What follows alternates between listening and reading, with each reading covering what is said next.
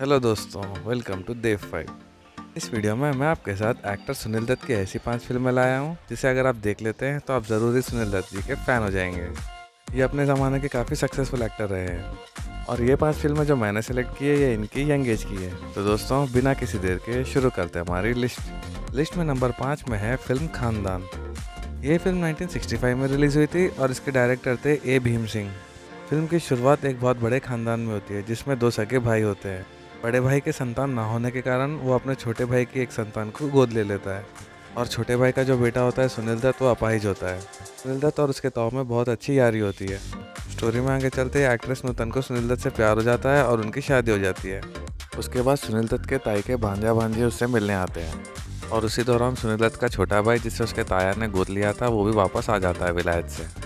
सुनील दत्त के छोटे भाई को ताई की भांजी से प्यार हो जाता है मुमताज़, और उन दोनों की शादी हो जाती है। फिल्म में ट्विस्ट जब आता है जब प्राण अपने जीजा के कान भर के इन दोनों खानदानों में बंटवारा करा देता है और गम और दुख के बादल इन दोनों खानदान में छा जाते हैं।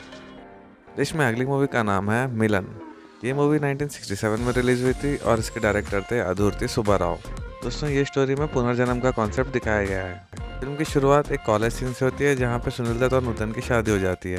वो दोनों अपने हनीमून में चले जाते हैं। वहाँ सुनील दत्त को अपने पुनर्जन्म की कहानी याद आती है। अपने पुनर्जन्म में सुनील दत्त एक नाव वाला होता है और नूतन एक बहुत बड़े अमीर खानदान की लड़की जिसे कॉलेज जाने के लिए नदी पार करके नाव में जाना होता है और सुनील दत्त उसे नाव में लाया ले जाया करता था। स्टोरी में आगे चलते नूतन की शादी हो जाती है और सुनील दत्त उसे विदा कर देता है नाव में। कुछ समय बाद नूतन विधवा हो जाती है और वापस अपने गाँव आ जाती है और मन ही मन में सुनील दत्त और नूतन एक दूसरे को प्यार करने लगते हैं। फिल्म में ट्विस्ट जब आता है जब नूतन के सौतेली माँ के भाई प्राण को इस बारे में पता चलता है। लिस्ट में अगली मूवी का नाम है मेरा साया। ये मूवी 1966 में रिलीज हुई थी और इसके डायरेक्टर थे राज खोसला। फिल्म में सुनील दत्त का कैरेक्टर एक बहुत बड़े वकील का होता है। फिल्म की शुरुआत में ही सुनील दत्त की वाइफ साधना की तबीयत खराब होने के कारण मृत्यु हो जाती है और उसी दौरान पुलिस साधना के हमशक्ल को 2 डाकुओं के साथ गिरफ्तार कर लेती है। कहानी में ट्विस्ट जब आता है जब उसकी हमशक्ल कहती है कि मैं सुनील दत्त की असली वाइफ हूँ और सुनील दत्त इस बात को साफ इनकार कर देता है और उसके खिलाफ मुकदमा लड़ता है। लिस्ट में अगली मूवी का नाम है पड़ोसन। ये फिल्म 1968 में रिलीज हुई थी और इसके डायरेक्टर थे राज स्वरूप।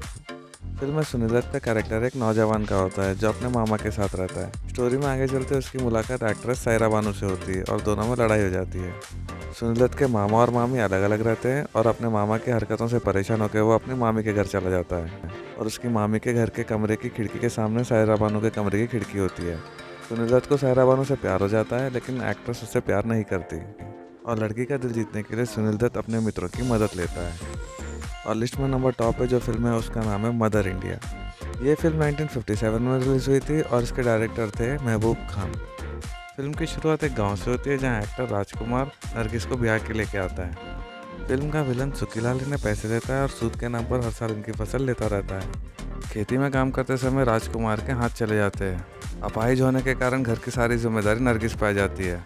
इस बात से लज्जित होकर वो घर छोड़कर चला जाता है लेकिन एक्ट्रेस नरगिस हार नहीं मानती और मुसीबतों से लड़ती रहती है। स्टोरी में आगे चलते उसके बेटे बड़े हो जाते हैं राजेंद्र कुमार और सुनील दत्त, लेकिन सुखीलाल का अत्याचार खत्म नहीं होता।